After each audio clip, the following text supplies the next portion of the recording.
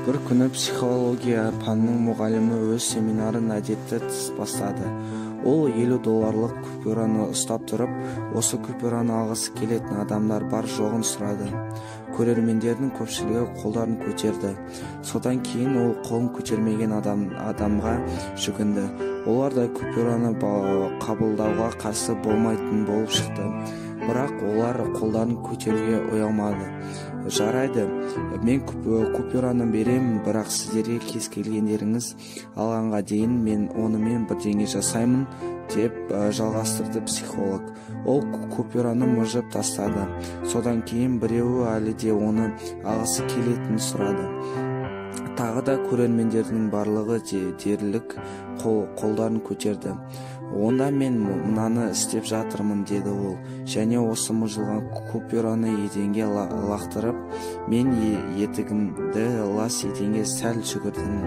Ол купюраны алды, мыжылған және кір болды.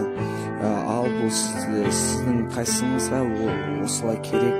Әрі қайтадан қолдарын көтерді. Құрметті достар, деді психология пәнінің мұғалімі. Біз жақында объектілік сабақ алдық. Мен купюраға жасалғанның бәріне қарамастан сіздер бәрін алғыңыз келді. Өйткені ол өз құнын жоғалтқан жоқ. Бұл әлі де $50 купюра. Біздің өмірімізде жиі өзіміздің седлардан лақтырып, таптан еденген жатамыз. Бұл біздің өміріміздің шындығы. Мұндай жағдайлардың біз өмірімізде түкке тұрғысыз сезініміз, бірақ не болып жатқанда біз шынайы құндылығымызды жоғалтпаймыз.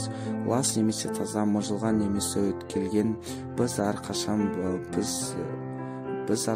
біз ұсынатын құндылыққа ие боламыз.